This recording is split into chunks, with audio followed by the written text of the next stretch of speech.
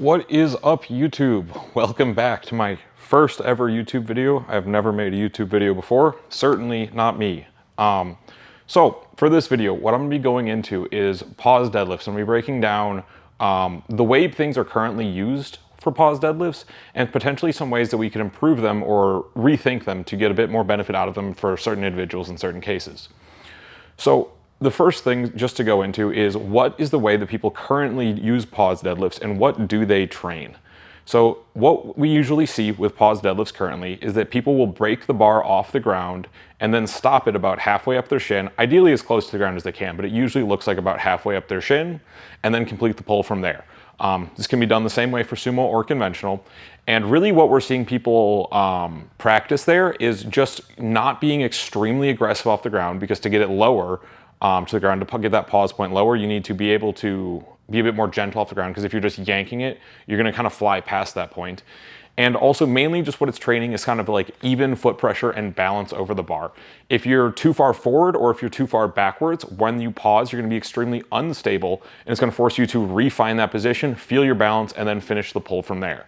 That is actually why you'll see some people, particularly sumo pullers, it seems like they can almost pause more than they can normally pull. It's because when they do pause deadlifts in that fashion, it forces them to keep that even midfoot pressure and finish the pull through. So if you've seen my first video on the sumo deadlift slack pull and wedge tutorial, as well as just a lot of my other content out there, you'll know I am huge on slack management and getting yourself into the tightest possible position prior to the start of the pull, because I believe that will lead to the most stability throughout it, as well as the most power off the ground and the most clean and even lockout. So there are two different ways that I think we can go into pause deadlifts. Or sort of close variations of pause deadlift that really train those positions off the ground and almost in the setup itself for the deadlift, more so than it just trains the even foot position for the pull. So the two biggest issues that I see during people's deadlift setup, applies to both sumo and conventional deadlifters, is the inability to completely pull slack out of the bar before pulling, and also the inability to maintain that slack being pulled out of the bar before beginning the pull itself. So I've got two different variations cooked up to try and combat these. And the first one I will call the wedge paused deadlift. So the purpose of the wedge paused deadlift is to actually break the bar off the ground and pause it during the wedge itself. So you're going to pull slack, then wedge in. During that wedging process where the hips come into the ground, come into the bar, we are breaking the bar off the ground, then stopping the momentum of the bar once fully wedged in and pulling from there. What that is going to force you to do is wedge with enough tension and with enough force to get you to break the bar off the ground, obviously. It's going to force you to actually have all of the slack pulled out of the bar to break the bar off the ground. What this variation trains is just the force of pulling slack. This is going to be for lifters where you'll notice you just kind of you get yanked when you break the bar off the ground. You'll hear that click against the plates when the bar comes off the ground. You'll feel yourself getting pulled forward a bit and all of that. It is because you don't have enough slack pulled out of the bar, and sort of the force you are generating, there's a big jump in it to get it off the ground. Because you're creating, let's say, 200 kilos of force for a 200 kilo deadlift. So once or for a 250 kilo deadlift, excuse me. So once you get that bar coming off the ground, you need to add 50 kilos to it, and it's going to jerk you forward or just get you off balance or out of position. And really, it's just mainly going to be also making you weaker, because you can't handle a jump in force like that. You need to kind of ease into it to get the most out of your muscles. So again, for the wedge pause deadlift, the purpose of it is to get you to create more slack, or to pull more slack and hold more tension throughout the wedge by breaking the bar off the ground throughout the wedge, because there is a minimum force required to do that, and that is the force of the bar. So the second deadlift variation that I'm going to introduce, I'm going to call the slack pause deadlift. What we were doing with the slack pause deadlift, we were actually breaking the bar off the ground with the initial slack pull during the hip kick, holding it there while we wedge into the bar, keeping it off the ground, and then pulling from there. So the purpose of keeping it floating off the ground throughout the wedge is that it's going to force you to maintain that slack. So what it might look like, the issues that you'll see lifters having who need this variation, is that they can pull full slack, but then once they wedge into the bar, they drop it and yank again. So they don't need to learn how to pull slack. They know what it feels like to create tension. They just need to feel what it's like to hold that tension. So to do so, we're going to hold the bar off the ground while wedging in. Because if you don't hold that full slack while wedging in, the plates are just going to come back down to the ground. They're going to come back to earth. And you can't resist that without just resisting it through your legs and keeping them off the ground. So main purpose of the slack pause deadlift is to maintain tension throughout the wedge, instead of just creating tension, and it is for lifters who will pull slack very well, but then drop it before the pull itself. So to get into programming for these 3 different types of deadlifts, it's important to understand how much you can load each of them, because it's going to play a role in like the percentages you're giving athletes and how much load you're going to be expecting from them. So the order in which you can load them is obviously pausing, just a standard pause deadlift where you're pausing halfway up your shins. That is the most loadable because it is going to be changing the least out of the way you pull. You're essentially just adding a stop point. The wedge pause deadlift then is going to be the second most loadable because you are in theory going through the same ranges of motion, but you are stopping in a much more vulnerable position. And then the slack pause deadlift is going to be the least loadable, where you're actually creating new positions in the pull where you do not normally hold as much force as you were holding during the slack pause deadlift. So you're going to be loading it the least. It's hard to give good percentages for these because it's going to be extremely dependent on the athlete's skill level and proficiency with the pull, as well as what stance they use. For sumo, they're going to be significantly stronger than they will be for conventional. But it can be used for either one. So as far as programming these goes, I just recommend giving the variation to the lifter that the lifter demands technically. There is no really like secrets to it. It's just, where are the issues? Are the issues after the bar leaves the ground? Okay, then we should probably give them a standard pause deadlift. Is it with when the bar leaves the ground? It's probably should be a wedge pause deadlift, or if it's before the bar leaves the ground, it should probably be a slack pause deadlift. So to get into which stance the lifter is pulling in, though, will have a significant impact on how you're going to be programming them. So for a sumo lifter, you're going to be using significantly higher loads than a conventional lifter would. Reason being is just that it is a much more stacked position when you're in sumo. So pausing it off the ground is just, you're at a significantly less disadvantaged position. None of your leverages are as poor as they are for conventional, where you're like completely bent over forward. So you're going to be able to use significantly higher loads for sumo than you would be for conventional. It's just going to be a very, very good technical stimulus. It's not as much a load limiter. Like, you're not going to be giving pause deadlift to somebody because you want them to pull less per se, because the difference is going to be very negligible usually, especially in the percentages we're using for submaximal work. You're going to be essentially hitting the same RP whether it's paused or not. So it's not as much of a load limiter as it is just a technical stimulus, and just to get somebody better at performing the exercise correctly. So because of that, we're looking at it being programmed to much higher rep ranges. It's not very fatiguing relative to other deadlifts.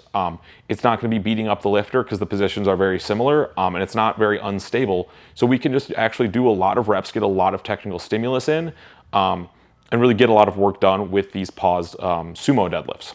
But for conventional, we are seeing a very different story where, yes, it is definitely still a technical stimulus, and that is an advantage, but it is a huge load limiter. People pulling conventional, because of how bent over you are at the bottom of the deadlift, and how typically the bottom of the deadlift is carried by momentum off the ground. Like, you kind of pop the bar off the ground and then just like fly it up to your knees.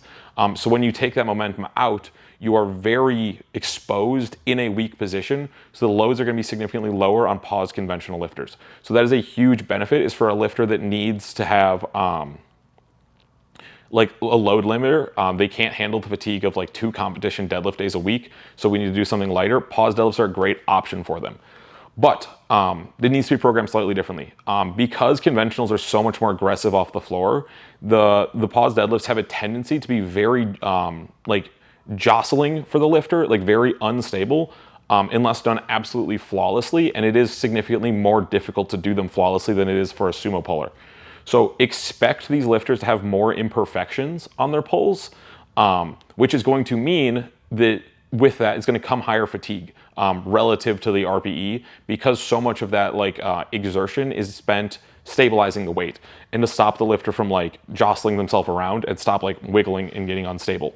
So because of that, we're also not going to be able to use very high rep ranges for these lifters, because simply put, if they're getting fatigued, like energy system fatigued, they are going to be significantly less able to control the weight, and they're just going to get yanked around and really torch their lower back. So For conventional lifters, for pause deadlifts, we need to be using them in low rep ranges with low loads as a just technical stimulus to supplement a primary day.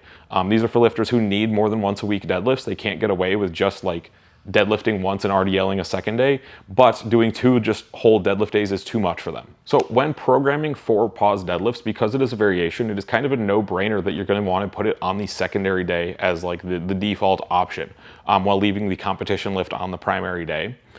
Which makes a lot of sense for conventional, like I had been talking about. It is a great load limiter, so it's a great way to get more competition-like frequency without actually getting competition-like loads on the bar. For sumo as well, most lifters who pull sumo can handle twice a week competition sumo, so pulling it paused is just little to no downsides for them. So the secondary day is the no-brainer option, as well as the rep ranges I mentioned. For sumo deadlifters, we're going to be wanting to pull in higher rep ranges due to the lower fatigue cost and lower instability levels than a conventional lifter has on this lift. But the thing with sumo lifters is because of the lower instability levels and the lower load reductions, you can actually give it to them on primary days as well, for people who need to have a notably more intense technical exposure. So what I mean by that is, like, let's say you're giving a lifter pause pulls, like you need them to be able to maintain that slack in the bar while wedging in. So you give them slack pause deadlifts on their secondary day. You're giving them something, you know, in a reasonable submaximal volume range, something like 70% of their 1 rep max, and it's just not carrying over. Like, they're able to flawlessly do it on their secondary day, but come their primary day, they're still yanking. So you're like, okay, we're going to give you the slack pause deadlifts, like we're going to give you a top set with them. That is very doable for sumo lifters.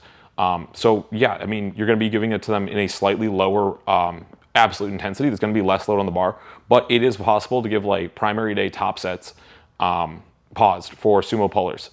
Conventional though, you'd have to be very far out from a meet, and you would need to be a lifter who really needs low specificity in the off season, and a lifter that needs an off season, that can't just train for the sake of getting stronger and keeping fitness up year round.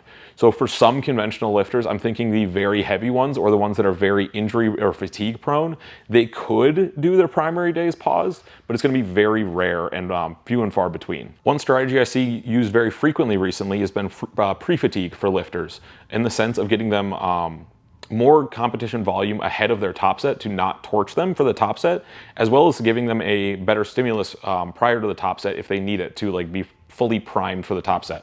But one thing that I have not seen many people do, I have seen it on occasion, but giving pause deadlifts as pre-fatigue for a competition deadlift top set, or potentially competition back downs.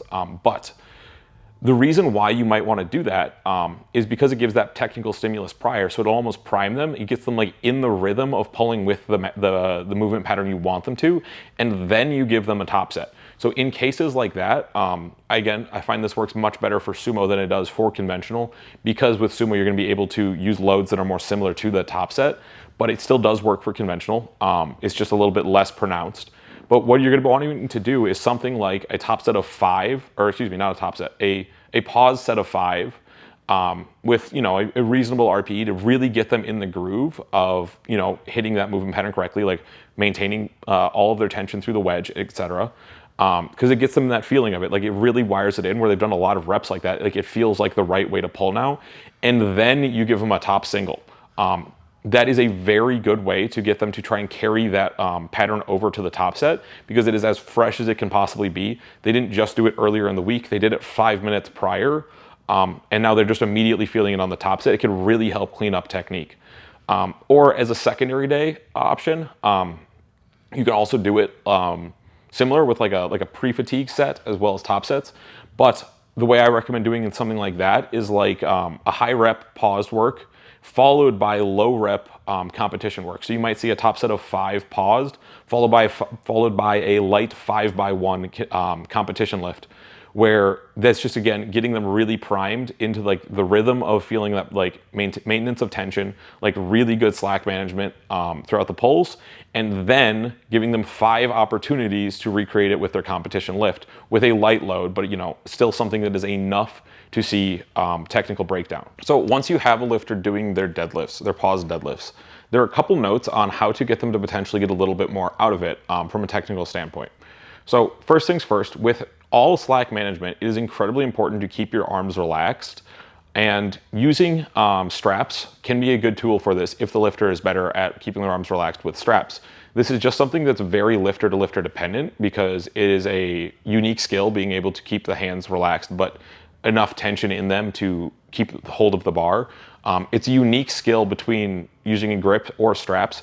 So if you find that a lifter is better at keeping their arms long and relaxed with straps and maintaining tension with straps, I do recommend you use straps at first for these lifters with their pause deadlifts, and then eventually transitioning away from them. Reason being is it's just going to give them more quality work to kind of like get the feeling of and reference back to. And then once they get used to it in straps, they're like, okay, now let's go back to hook grip, where there might be a little bit more like Yankee on the bar, because they're gonna remember what it felt like in straps, and then once they get those good pulls with hook grip, they're like, oh, this is the feeling I had with straps. So I can now like, okay, I'm used to the feeling of straps. Like I recognize it when it's good. Now I can recreate it more frequently because I know already which reps were good and which weren't. Like you don't even need to watch a video back. You'll know it on rep 2 out of 5 throughout the set. So you've got, those other 3 reps to still try and recreate it. So I do recommend using straps if the lifter is better at them, or if they're not better with them, just throw them out entirely.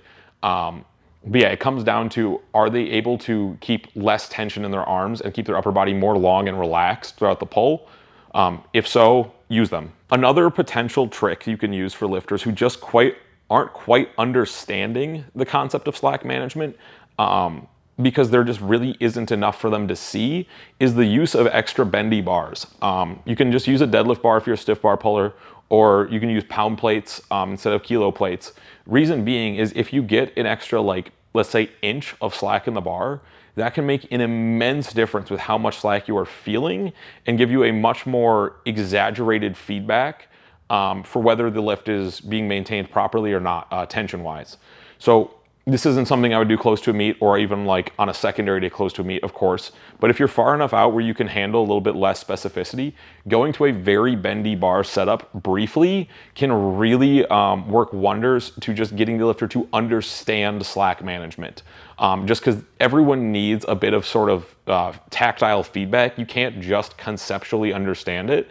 If they don't have access to that, because let's say they're only pulling 3 reds on a stiff bar, so like they can never see the difference between a lot of slack being pulled or a little slack being pulled, giving them an opportunity to like really bend the bar and see the difference in slack might get them to understand that and then be able to carry it over to their competition lift. Alrighty guys, so to kind of wrap this all up, there are 3 different variations of pause deadlifts that I find useful. There's the standard pause deadlift where you pause it halfway up your shins.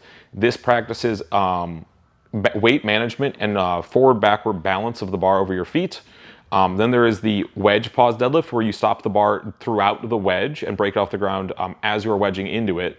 What that practices is amount of slack being pulled and being able to pull enough slack out of the bar. And then there's the slack pause deadlift where you're breaking the bar off the ground while kicking backwards and pulling slack, and then holding it and maintaining it off the ground as you wedge in. What this practices the maintenance of slack throughout the wedge.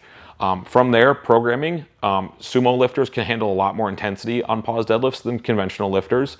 It is a great secondary tool and even potentially a primer tool on primary days. Could even be a primary deadlift for sumo pullers. And then again, it is a huge technical stimulus. So using a couple extra variations like straps or pound plates could be very useful to get the lifters the technical stimulus that they need from it. So with that being said, thank you guys all so much for watching. If you have any questions, please leave them down below. Do all the good YouTube stuff, like, comment, subscribe, share, and all that. And I'll see you guys next time.